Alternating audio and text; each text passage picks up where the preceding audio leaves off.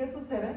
En 1912, Elizabeth Arden se acerca a las sufragistas, a las mujeres que están manifestándose por el derecho al voto de las mujeres. Y entonces ella les lleva labiales para que se pinten en la calle, demostrando que las mujeres no solo deben tener el derecho a decidir sobre sus propios cuerpos y cómo se ven, sino también, por lo tanto, tienen el derecho a votar y a tomar decisiones sobre la política de su país. Y entonces ahí vemos cómo este objeto de uso cotidiano cobra una nueva dimensión social al cruzarse con los movimientos feministas y al convertirse en estandarte de las revoluciones de las mujeres. Eso detona un cambio importantísimo para el diseño, porque a partir de que las sufragistas comienzan a hacer estos actos de ponerse labial en público, pues ya muchas mujeres deciden que claro, ellas también pueden hacerlo. Además, esto coincide con el momento donde históricamente las mujeres se incorporan más al ámbito laboral, y entonces la practicidad de tener algo en tu bolsa que te puedas poner, que puedas salir deprisa y ponértelo en el camino al trabajo, hace que lleguemos a la creación del contenedor metálico. El primer contenedor metálico del labial se crea en 1915 y tenía pues precisamente todo que ver con la incorporación de las mujeres al ámbito laboral. Antes de esa época sí se vendía en barra, pero se vendía en una barra envuelta en papel de estraza o en un tubo de cartón, y se ponía, como les decía, en casa con una brocha. Y entonces esto pues fue una revolución total, porque entonces ya permitió que las mujeres pudieran salir al ámbito público, al ámbito profesional y maquillarse. Pero luego sucede algo trágico, y es que en la Segunda Guerra Mundial pasamos de que se utilice como un símbolo de la liberación femenina y de los movimientos feministas a un arma para levantar la moral de los hombres. Comienzan a haber campañas en Inglaterra durante la Segunda Guerra Mundial, donde les decían a las mujeres, pues maquíllate, ponte labial, te tienes que ver bonita para que cuando tu hombre regrese del frente le puedas levantar los ánimos con tu bonita cara maquillada. Entonces, bueno, obviamente ahí comienza a tener una connotación negativa y nuevamente se convierte en, digamos, esta noción de que la mujer maquillada se maquilla para el hombre, no para ella. Y eso sigue siendo un estigma al que se enfrentan muchas mujeres hoy en día, ¿no? Y finalmente quería platicarles de la falda, que también me parece muy importante, porque la falda y su diseño, sus transformaciones en cuanto a diseño tienen mucho que ver con cómo las mujeres irrumpen en los espacios laborales. De nuevo, la prehistoria, perdónenme, yo me voy hasta la Pangea si es necesario. La falda es una de las primeras prendas de las que tenemos registro en la historia de la humanidad. Y esto es bien interesante porque durante siglos, es decir, la mayoría de la historia de la humanidad, la falda se usó sin distinción de género. La falda, como les digo, era de las primeras prendas utilizadas porque era muy fácil. Puedes agarrar una piel, cualquier fibra natural y enrollártela alrededor de la cadera, y entonces pues se vuelve una forma de cubrirse de una forma muy práctica. Es muy común en las culturas sumerias y egipcias. Los sumerios lo llamaban kaunake y los egipcios, se me fue la palabra, perdónenme, se me fue la palabra egipcia en este momento, pero me voy a acordar. Y bueno, la única diferencia era en el estatus social, en realidad no era por género, hombres y mujeres utilizaban estas faldas, pero por supuesto en el caso de los sumerios, los kaunakes de una mejor calidad de lana eran para las élites y los de la peor eran para el pueblo bueno. Y lo mismo con los egipcios. Las faldas utilizadas por las élites estaban muy decoradas y las más sencillas, que normalmente eran de lino, pues eran para la mayoría de la población. En la Edad de Bronce seguimos viendo estas faldas un poquito más complejas, pero siguen siendo faldas y vestidos envolventes. ¿Qué sucede en la Baja Edad Media? Comienzan a haber avances tecnológicos que logran una mejor confección en mallas y como una especie de pantalones. Así que ahí es donde vemos que los hombres comienzan a utilizar mallas combinados con túnicas, y las mujeres son las únicas que siguen utilizando el vestido envolvente. Como siempre sucede con la historia de la moda y del diseño de la ropa, se comienza a adaptar el diseño de estas prendas para resaltar el cuerpo de la mujer. Entonces, como en el caso del corset, regresamos un momento en la historia en la que la ropa es utilizada para erotizar el cuerpo de la mujer. Entonces la parte inferior de los vestidos y de las faldas se convierten cada vez más abultadas para resaltar las caderas de las mujeres. Y aquí vemos a María Antonieta con un vestido de escándalo. Y hasta finales del siglo XIX, como les decía, las mujeres empiezan a ser más activas en su vida cotidiana. Aquí les puse justo el ejemplo de la bici.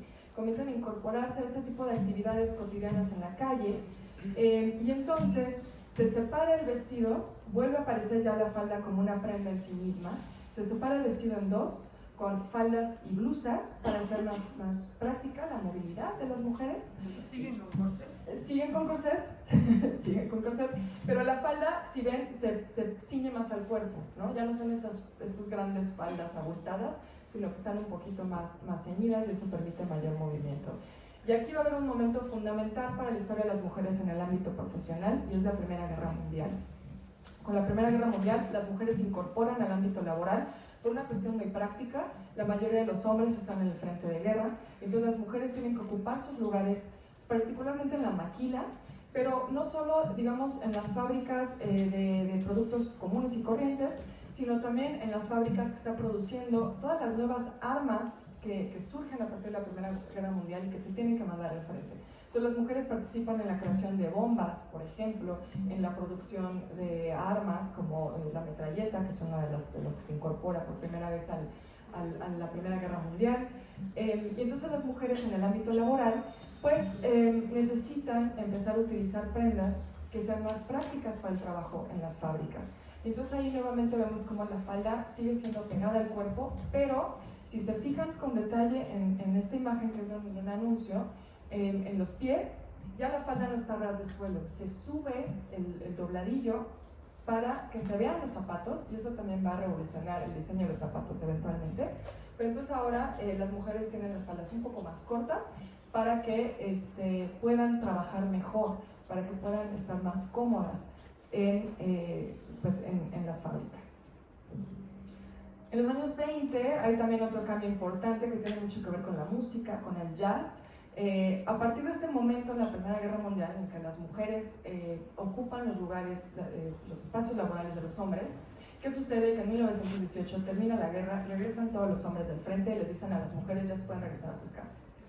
Y pues obviamente muchas no querían, ¿no? Decían, pero ¿por qué? Yo ya demostré que pude hacer el trabajo igual o mejor que mi hermano, que mi papá, que mi marido, y entonces ¿por qué me están regresando a mi casa?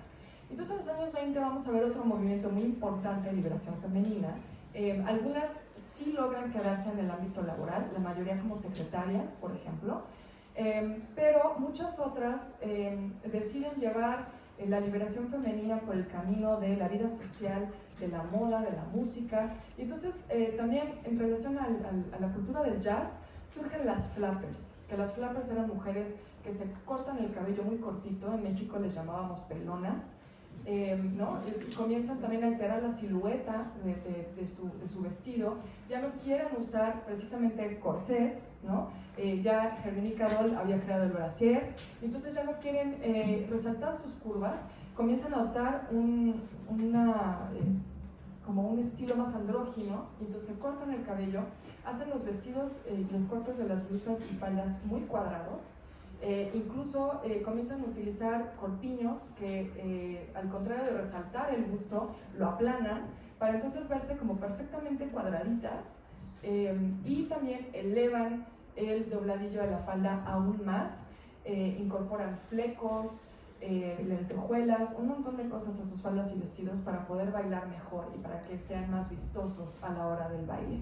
Estas mujeres también padecieron mucho estigma social, porque la idea de una mujer que va sola a un club nocturno, es decir, a un antro, a bailar, fuma, bebe alcohol, maneja, ¿no? Porque muchas de ellas también comienzan a manejar automóviles, pues son mal vistas. Y nuevamente la Segunda Guerra Mundial va a ser fundamental en esta historia, porque no solo las telas se racionan, sino que nuevamente les dicen a las mujeres, ¿qué creen? Siempre sí las necesitamos otra vez en el ámbito profesional. Entonces, nuevamente vamos a ver a muchas mujeres incorporándose al ámbito laboral, y nuevamente las faldas se mantienen cortas porque se racionan las telas, hay poco material, y además se siguen manteniendo ceñidas al cuerpo para que puedan trabajar. Y en esto también tuvo mucho que ver, no se los mencioné, el crack del 29.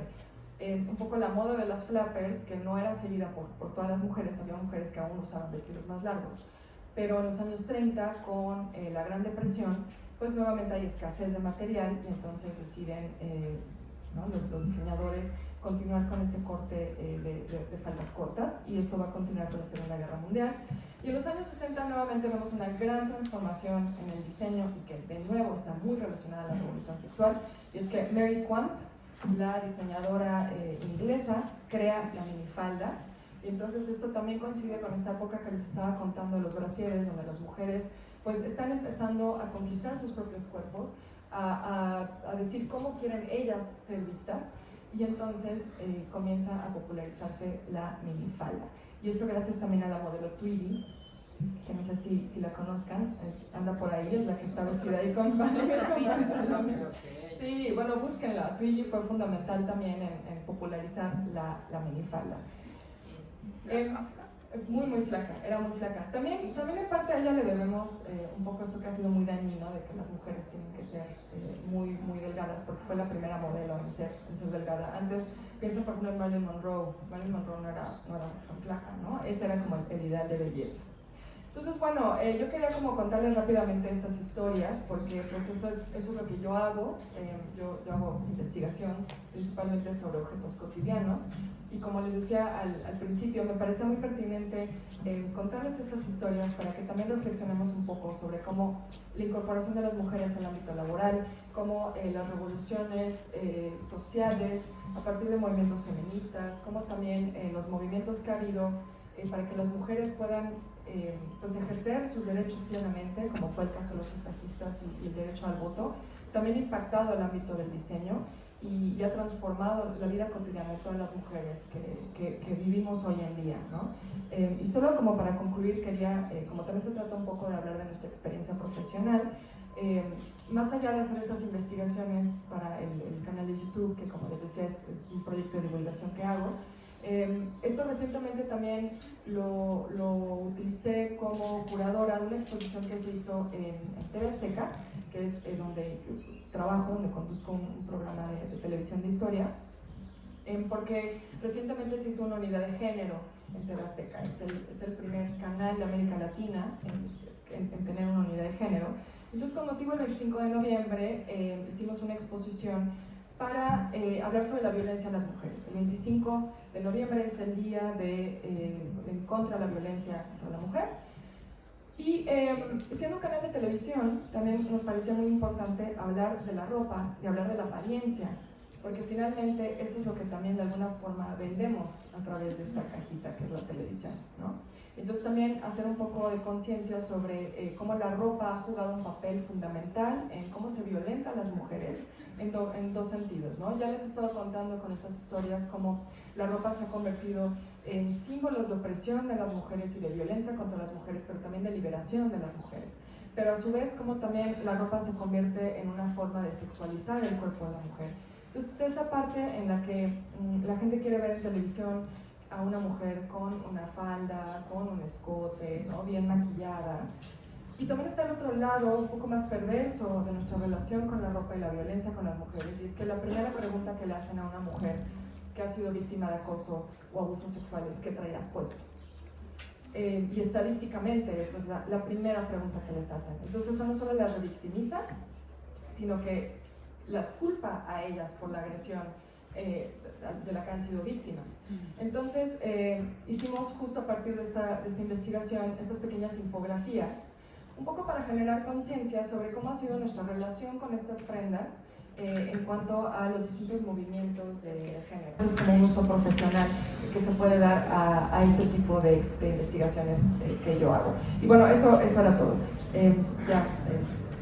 No sé quién siga. Muchas gracias.